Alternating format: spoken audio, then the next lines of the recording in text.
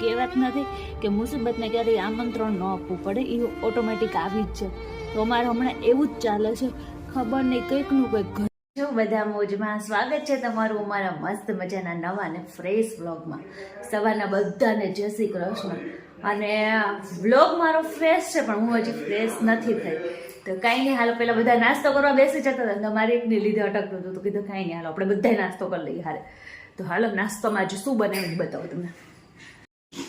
તો જો નાસ્તામાં આજે છે ભાખરી વઘારેલી બટકા અને શું કહેવાય દર્શન,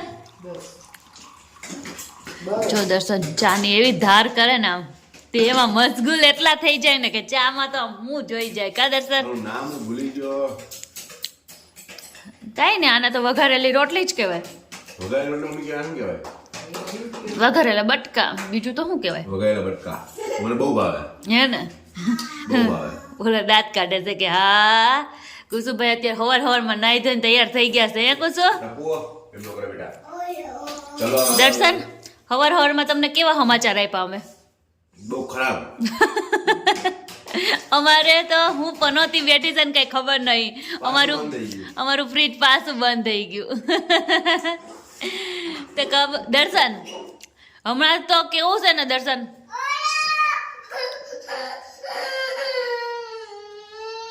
હમણાં તો કેવું છે ને કે આપણે બોલો બોલો એ તો ચમચી લઈ દે રોવે કે એમ નહીં, કુકર થી લઈને બધી વસ્તુ રોજ કાંઈક નું કંઈક બગડી જાય, કાંઈક નું કંઈક બગડી જાય. એવું કેમ થતું હશે? મેન્ટેનન્સ માંગે છે બધો. આ ભાઈ જો કાંઈ નહીં, હાલો બધા નાસ્તો કરવા જોઈએ. નાસ્તામાં મસ્તનું પૂરી ને બધું છે.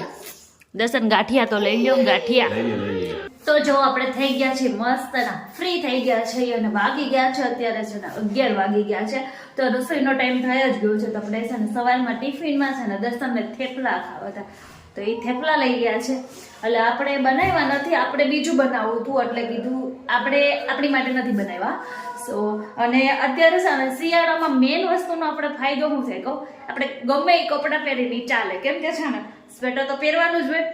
તો છે ને અત્યારે મેન વસ્તુનો ફાયદો, અને કપડાં ધોઈએ ને તો એ એક વસ્તુ સારી કે અંદરના કપડાં તો મેલા જ ન થયા હોય, કેમ કે સ્વેટર પહેરેલું હોય ને તો અને મોજા ને એવું પહેરેલું હોય. પણ છે ને સૌથી મેલી વસ્તુ છે ને મોજા થઈ ગયા હોય, કોઈક ઊંઘી લે ને તો બેભાન થઈ જાય એવા થઈ ગયા હોય. કાંઈ નહીં, હાલો આજે રસોઈમાં છે ને કહું આપણે હવારમાં ટિફિન કેમ નથી કર્યું, કેમ કે અત્યારે છે ને બાજરીનો રોટલો ઓળો કરવાનો છે. દર્શનને ન ભાવે એટલે આપણે બપોરે કરવાનું હોય ને એટલે હવારમાં ટિફિનમાં એને ભાવતું કરી દીધું, અને અત્યારે આપણને ભાવતું વસ્તુ આપણે બનાવવાની છે. તો જો એ બધી તૈયારી થાય છે. અને અમારે એક રીંગણું હોય ને એટલે અમારે થઈ જાય, કેમ કે મમ્મીને શાક છે ને એટલું એવું જ જોઈએ એટલે છે ને બેયને અમારે થઈ જાય. તો અને કુસુભાઈને હાલે પણ એને તો હું હજી તો થોડુંક એવું જોઈ.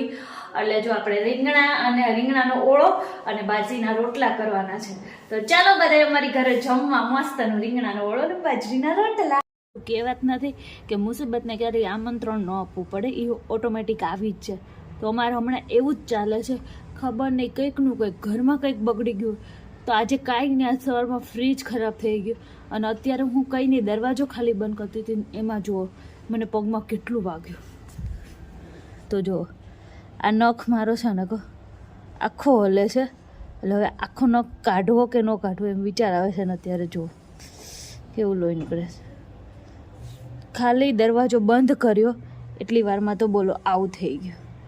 અને આ નખ છે ને જુઓ એ આખો હલે છે. જો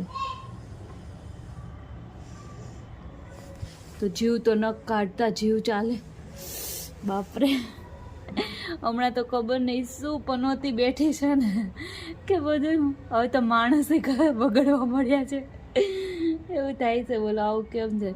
ચાલતા ચાલતા બોલો આ પ્રોબ્લેમ. અને આ આંગળી મારી ઓલરેડી એકવાર ફ્રેક્ચર થઈ ગયેલી છે. એમાં મારે ગયા જ વર્ષે આમાં મને ફ્રેક્ચર આવ્યું હતું આંગળીમાં, અને જે વસ્તુમાં વાગેલું હોય ને એ વસ્તુમાં પાછું વાગેલું એટલે બહુ દુખ્યો. અને શિયાળામાં ઘડીક વાર તો મને એટલી તમરી ચડી ગઈ ને કે હું સીધી તડકે આવી ઘડીક વાર, કેમ કે એક તો ઠંડી ને બાપરે. તમારે આવું થાય કે નહીં કોમેન્ટમાં મને કહેજો. થતું જશે જો કે બધાને આવું તો પ્રોબ્લેમ રહી જ, પણ અચાનક આવું તો છે ને રવિનાની થોડીક તબિયત બગડી ગઈ છે, અને રવિનાને શું થયું છે આપણે રવિનાને પૂછીએ, બરાબર છે? એટલે આપણને ખબર પડે. રવિના શું થાય તને બગા? મને કાંઈ નથી, મને આંગળીમાં જીવતો નખ મારો ઓલો થઈ ગયો, નખ નખ ખુડી ગયો આખો, માંડ ચોટાડી અને મને પછી ઝીનો પાટો બાંધ્યો છે મેં. પાટો બાંધ્યો મેં તો એટલું મને ઓછું હતું ને બપોરે એ વાગ્યું ને તો અત્યારે મને છે ને કહું અહીંયા ઝાપેથી મને છે ને ઝાપો વાગ્યો અહીંયા, તો અત્યારે તો મારથી હાથ છે ને ખાલી એટલો આમ જ થાય છે, આમ નથી થતું હવે. તો જમવાનું અમારે ખાવું છે, ભૂખ લાગે શું કરવાનું? એ આમ કરીને આમ ખાવાનું. એટલે અમને ભૂખ લાગે ખાવાનું કોણ બનાવશે? અત્યારે મમ્મી બનાવે છે. મમ્મી બનાવે છે? શું કરવાનું? હમણાં તો ખબર નહીં કેવી હું મુસીબત આવી છે કે ઘરમાં એ બધું ખોટવાઈ જાય છે ને માણસે ખોટવાઈ જાય છે. કેમ? કાંઈ ને કાંક ને કાંક વસ્તુ બંધ પડી ગઈ હોય આપણે, અને ઈ હાજી થાય ને અત્યારે હવે માણસોનો વારો આવે. મેન્ટેનન્સ માગે ને વસ્તુ માગે ને માણસો મેન્ટેનન્સ માગે છે હવે. બધાય મેન્ટેનન્સ માંગે છે હવે આપણે. આ રવિનાનો જીવતો પગમાં આંગળીની અંદર નખ. કોક છે ને જીવતો છું, હું જીવતી જાગતી માણસ છું. અરે એવું નહીં, ખાલી હું કહું છું કે રવિનાના પગની આંગળીમાંથી જીવતો નખ કોઈ કાઢી બતાવે, એ રવિનાએ કાઢી બતાવ્યો અને ફેવિકિક લઈને પાછો ચોટાડી બી દીધો. દરવાજા કંટકો કાંઈ નહીં બોલો, મને દરવાજો વાગ્યો, મને એ વિચાર આવે છે કે મને દરવાજો વાગ્યો. કાંઈ નહીં, મુસીબતને ક્યાંય આમંત્રણ ન દેવું પડે, હા મેં હાલી ના આવે. હું કાંઈ નહીં કુસુમ પીપી કર્યો હતો ને હું છે ને ખાલી પોતું મૂકવા ગઈ, હું શાંતિથી નહીં મોબાઈલ જોતી હતી, એમાં ઊભી થઈને હું પોતું મૂકવા ગઈ ને એમાં મને વાગ્યું. બોલો પણ ધ્યાન રખાય ને બકા. કુસુભાઈ જો ચપ્પલ રમે છે અત્યારે. આ બબલુ બેટા અને રવિના હાથમાં દુખે છે. હા તો એમાં પાછી છે ને દોઢી થી ઘડીક મેં તો લાઈ બહાર બેહું, તો બહાર બેહવા ગઈ તો એમાં ઝાપો વાગ્યો. અરે રામ, હાલો પાછો છે ને કોણીયા વાગ્યો છે ને તો બહુ એટલે બહુ દુખે છે. કઈ વાંધો નહીં, આરામ કરો. મમ્મી શું બનાવે છે જોઈએ રસોઈ, બરાબર છે. અને બબલુભાઈ જો એને ટાટા જવાની તૈયારી કરે છે અત્યારે. જોઈએ મમ્મી શું કરે છે. મમ્મી કેમ આજ તમારો વારો આવી ગયો? વહુને મજા નથી એવું છે એમ? તમે તો શું બનાવે તમે? પૂરી બનાવું, ચાર પૂરી ખાવા હાલો. ચા ને પૂરી ખાવાની? હા અરે વાહ, પેલી પીળી પૂરી કઈ જ બનાવો છો ને? પૂરી. ચલો લોટ તો બંધાઈ ગયો છે, હવે મમ્મી ઘરમાં ગરમ પૂરી ખવડાવો, હા હા બરાબર છે. હું આગળ બેઠો છું, જલ્દી જલ્દી બનાવજો, ભૂખ લાગી છે હા હાલો. હો ને? હા થાય એટલે બોલાવી દઉં. Okay mummy. હા તો છે ને કાલે મને પગ એટલો દુખતો હતો ને એટલે વિડીયોનો એન્ડ કાલ રાત્રે નહોતો થયો, એટલે સવારમાં જ અત્યારે હું વિડીયોનો એન્ડ કરું છું, કેમ કે બહુ જ કાલ પગ દુખતો હતો એટલે ખાઈ જમી કાઢવી. તો એ પછી મહેમાન આવ્યા હતા ને એટલે ઘડીક બેસી અને પછી સૂઈ ગયા હતા. સો કાંઈ નહીં, મારો આ વિડીયો કેવો લાગ્યો, વ્લોગ કેવો લાગ્યો, અને તમારે શું આવું થાય છે લાઈફમાં થતું હોય તો પ્લીઝ મને કોમેન્ટ કરજો. મને એવું લાગે છે કે મને એકને જ અત્યારે થાય છે અને બહુ નેગેટિવ બધું માઇન્ડમાં આવ્યા કરે છે. સો તમારે થાય છે કે નહીં કોમેન્ટમાં કહેજો મને, અને ચેનલમાં નવા હોય તો સબસ્ક્રાઈબ કરી દેજો, લાઈક શેર કમેન્ટ કરજો. બાય બાય, મળીએ નેક્સ્ટ બ્લોગમાં. ત્યાં સુધી બધાને જય શ્રી કૃષ્ણ.